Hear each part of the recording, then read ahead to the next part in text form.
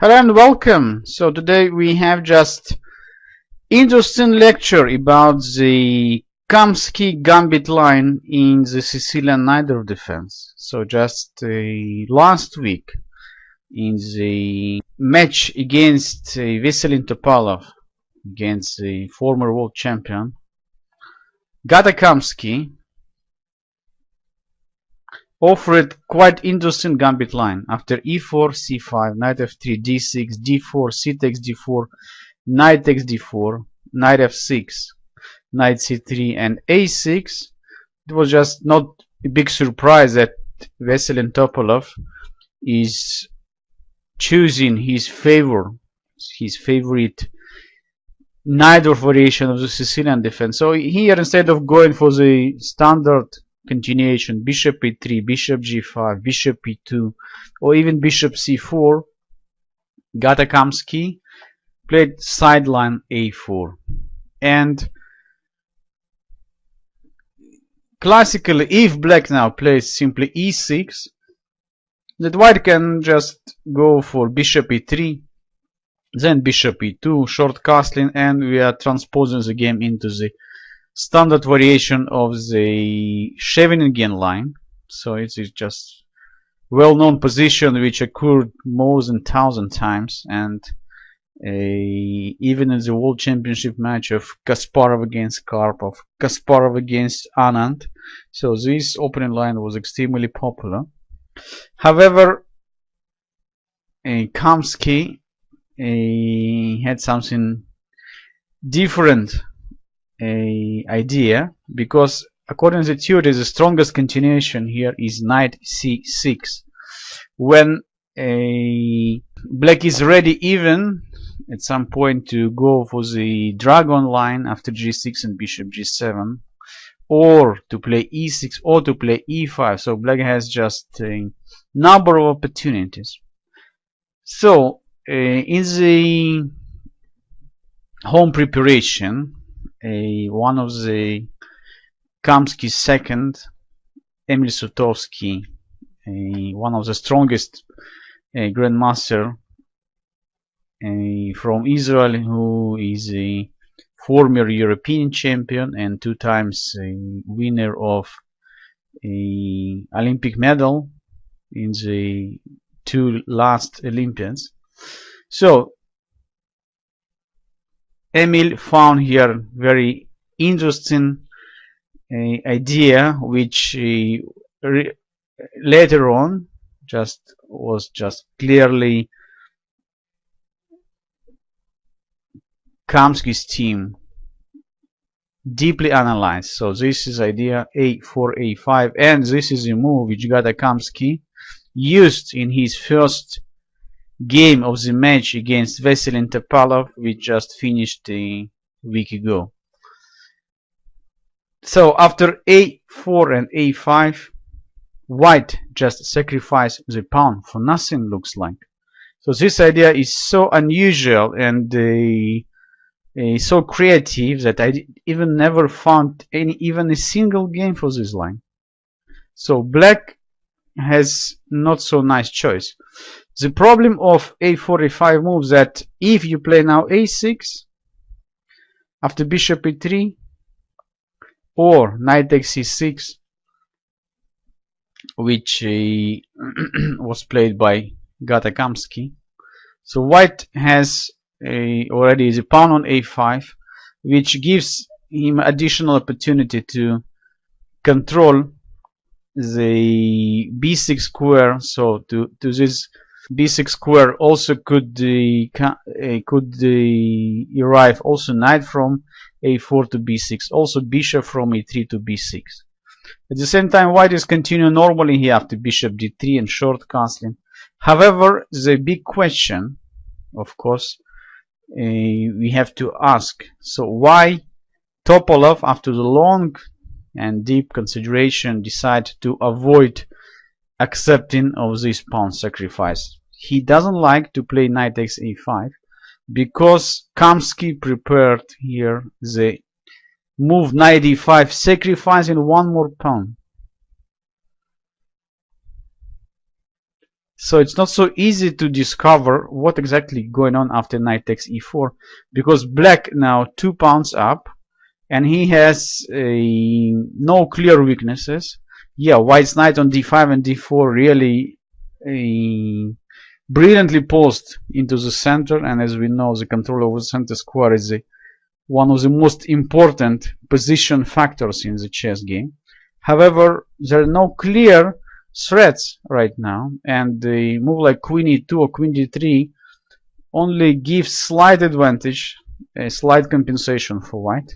However, Kamsky prepared here unusual and fantastic resource. So this is a move, bishop b5. So this is a main point of the home analysis. So after this bishop b5 check, suddenly black is in totally losing situation. So the simple line we could test after bishop d7 and bishop takes d7. There is no way to escape. Queen takes d7 simply loses the knight on a5. King takes d7 is losing the knight on e4 after queen g4 check. White's position is almost winning. So black is losing his knight on e4.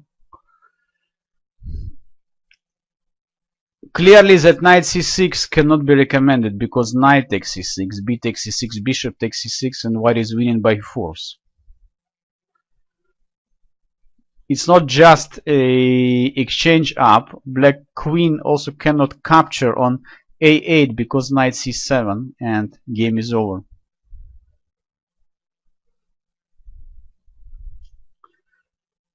So with no better choice, black has to accept this sacrifice, and knight takes b5. New problem. The black's position is extremely cramped, and white is intending just to play knight c7, which knight you can decide later, knight b to c7 or knight d to c7, check, and then knight takes a8, so capturing the rook. How black could stop this idea? So clear that e6, knight c7 check, and knight takes a8, there is no way to escape. Black's position is totally lost. King d7 clearly cannot be the solution for the problem, since white again plays queen g4. Rook a6, this is some kind of the way to solve the situation, but after knight c7 check and knight takes a6,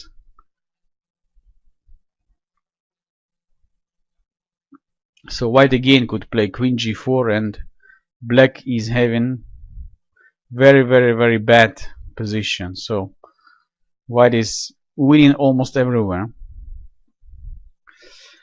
So knight takes e4 clearly cannot be recommended. So this idea of sacrificing the pawn on e4, I studied already at a very young age, when being just with 10 or 11 years old. So later on I will show you the other ideas when white is sacrificing the pawn on e4 for developing the strong initiative against the black's king.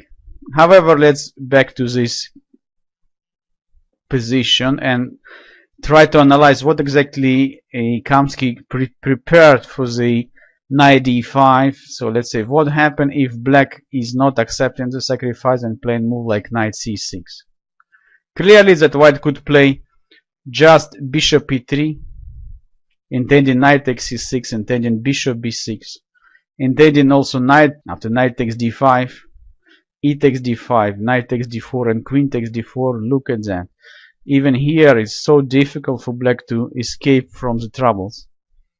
So the next move, you just develop the light square bishops and short castling.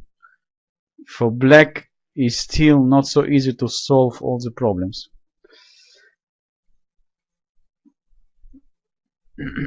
So if black captures immediately on d5, after e takes d5, what about this knight on a5? So white is just simply threatening to attack after b4 and to win this knight. So it's no question, huge compensation. Maybe the best chance for black was to play in this position e6. And after knight takes f6 check, g takes is necessary. Otherwise, knight on a5 is hanging. And here white has plenty of good opportunities. So he can immediately play queen h5. He can immediately play queen f3. Let's say queen h5, knight c6, and the even position after knight takes c6, b takes c6, and then bishop d3, and next move short castling. Keeps very unpleasant situation for black. So he doesn't have good square for king, so not so clear where to castle king. White's rook from the a file could be also almost immediately lift to the king side after rook a3, and then bishop goes out and rook g3 on rook h3. So just a few opportunities. Clear for me that Kamsky studied this line quite seriously, and probably they found here even better opportunities than queen h5. So we also could consider move like bishop d2. We can also consider move like c4. So everywhere white is having a more or less a quite playable and interesting compensation for a pawn. Okay, let's back to the game. I would like just to go quite fast what exactly happened. So after Topalov decided to avoid all these sharp variations, so he played just simply e6, and I would say that from the practical point of view it's probably the best decision. So what's the point to check the home analysis of your opponent who prepared this line for many hours when you have just only maybe 10 or 20 minutes just to consider serious thinking in such a situation? So that's why on the grandmaster level we usually say this is very interesting novelty, but it leads only to the slight advantage for white after black decided not to accept the sacrifice and not to accept the gambit line. But after knight takes c6, b takes c6, and bishop d3, so black already could try to play for the center after d5, but in such position after short castling, bishop e7 and queen e2, white always slightly better. So let's back to the original game. Black answered bishop e7, short castling, and instead of d5, Kamsky decided to play c5. Bishop f4, queen c7, queen e2, and the threat e4, e5 is extremely unpleasant. So I could tell you that Kamsky achieved quite a nice position with slight advantage for the long while and press here for a while. However, Topalov found the way how to create the counterplay. So let's look at that. Bishop b7, e4, e5. So now if d takes e5, bishop takes e5, white's pawn structure on the queen side much better, while black has to solve the problem of the weakness on a6, on c5, queen c6. So Veselin Topalov always is playing quite aggressively, so trying to use the tactics for solving the positional problems. f3, knight h5, bishop d2, and once again strong move. Clearly that how to stop g4, so black decides to play c4. Bishop takes e4 and d takes e5. b3, so it was important to protect the bishop on c4. Rook d8. So later on I saw also that The better recommendation for white was maybe to start with bishop b3 with idea bishop a4 and force black after short castling to sacrifice a pawn. However, Kamsky played b3, rook d8. So all the time black is trying to use dynamic tactical opportunities. So queen takes e5 could be met by rook takes d2, not immediately but after queen c5 check, let's say. Queen takes c5, bishop takes c5, and unfortunately bishop on d2 is hanging.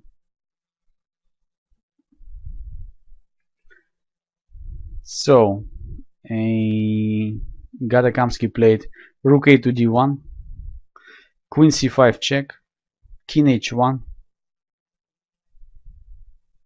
knight f4 and knight a4.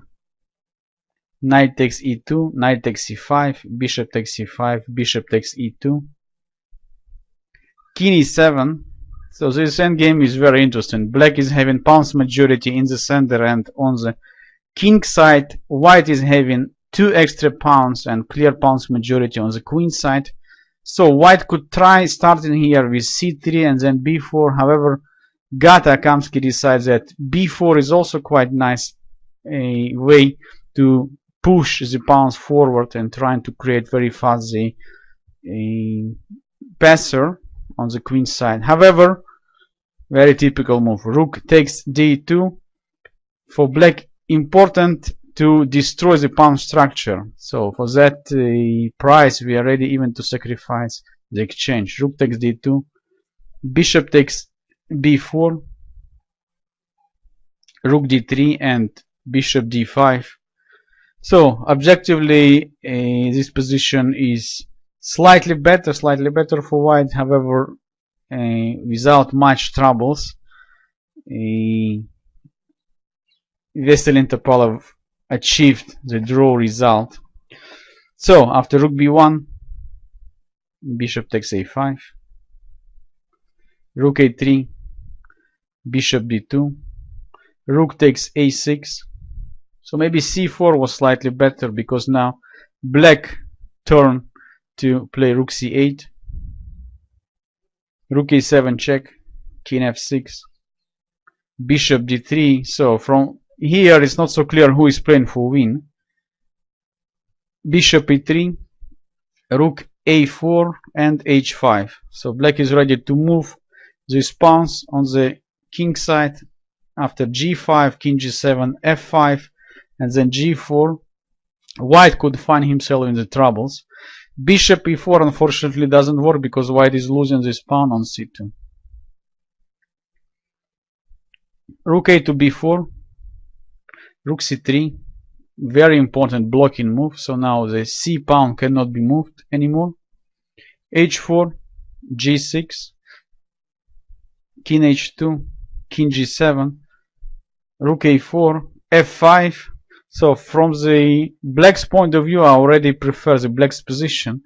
So the bishops are controlling the 7th rank, so white cannot create any mating threats against the black's king. So black's king is ready to go to f6 and then to push g5 and then to play maybe h4. So white's rooks are extremely passive. That's why Kamsky is starting to play more actively. Rook e1, bishop c5,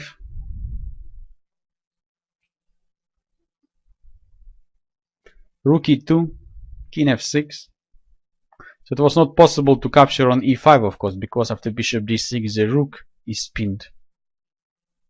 Rook e1, bishop f2, rook e2, bishop c5, and the players agreed to withdraw since black cannot improve so much the position after e4, and the Topalov didn't like to play g5 because he didn't probably after g5, h take g5 and king take g5 already now white could capture on e5 the pawn because bishop d6 could be met by f4 checkmate. So very interesting opening line and quite nice pawn sacrifice, which I would like to call the Kamsky Gambit line. So I don't know exactly if this idea was discovered by Kamsky second, Emil Sutovsky, or Andrei Volokitin. However, clearly that since Kamsky first used this idea, we have all rights to call this line Kamsky's Gambit.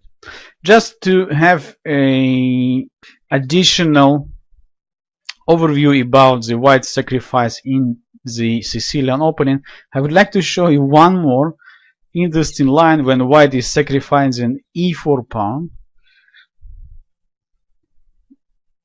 in the different Sicilian line. e4, c5, knight f3, d6, d4, c takes d4, knight takes d4, knight f6. So here, when I was quite a young player, my coach showed me interesting variation. So instead of playing knight c3, white could immediately try playing bishop b5 check, and after bishop d7 to play short castling, sacrificing the pawn on e4. So analysis shows that after knight takes e4 and rook e1, it's not so easy for black to complete the development. The main point of the sacrifice that after knight f6 and bishop g5 is still black is having a lot of problems how to complete his pieces development. So white is intending to play knight c3 and knight e5. He's also intending to play bishop takes f6. In some variations, white even could find the way how to create quite strong threats. Let's say move like a6, bishop takes d7, knight bd7, knight f5 just definitely cannot be recommended for black. The d6 pawn just cannot be protected anymore, and white is gaining the material back, keeping quite clear positional advantage. So after knight takes d6 or queen takes d6. When I start to play this line with white, won a few nice games. One of the games continue here, knight bd7, and after short castling, one of my opponents decided to capture this pawn on e4. Rook e1, and again after knight f6 and knight f5, he found himself in very difficult situation. So in some other line, instead of playing knight takes e4 immediately, g6 was played, and here white clearly could play knight c3. However, why not to play one more move, c4? Knight takes e4 only now, rook e1, knight f6, and bishop f4. So white is intending to capture the pawn on d6. e5 could be met even by sacrifice after bishop takes e5, or positional move like bishop g5. Bishop g7 clearly cannot be recommended because bishop takes d6. My opponent played a6, and this was a very serious mistake. Why? Because white played bishop takes d6, sacrificing the piece very similar to what we studied now from the Kamsky line, Kamsky Gambit line. A takes b5, knight takes b5, and only here my opponent realized that he just cannot survive this position. The move queen b6, which he was prepared, is losing not because knight c7 check, king d8, knight takes a8, rook, and queen takes d6. You see the pawn on e7 is not pinned anymore. However, white has much better and win move. So what is that move? So white could play just bishop c7. Amazing. The queen c6 would be met by knight d6 checkmate. So my opponent decided to give the queen, and after queen e6 and rook takes e6, game finished very soon. So it's just some other interesting idea which quite similar to the Kamsky Gambit line. Just for the overview, I could tell you that after bishop d7, short castle line become not so popular nowadays, because black is having very strong answer e7, e5, and this e5 answer is much better than accepting the sacrifice on e4. After bishop takes d4 and queen takes d4, black is winning the pawn, and white is having only light compensation for it. So white should play knight c3 and then knight coming to d5. However, pawn is a pawn, so in this position clearly that we have much less compensation than in the line which we analyzed from the Kamsky Gambit variation. So let's complete our lesson and see again quite unusual and brilliant novelty which came from Kamsky in his game against Vasily Topalov, a4 a5. I hardly could believe that the line with a4 still could favor so many chess players who loves to play Sicilian defense, because usually when we play Sicilian we try to develop the initiative by playing bishop g5, by playing bishop c4, by playing bishop e3. So these three main weapons against the Najdorf variation of the Sicilian defense. However, if you love playing solid and simple positions and you try to avoid the deep waters of the Najdorf line, so that a4 idea and with additional gambit development from Kamsky, a4 a5 could be nicely fit your opening repertoire. I believe you enjoyed the lesson and studied many new interesting ideas about gambits. So I wish you all the best, and if you have any question, just leave me a message on ICC. See you next time.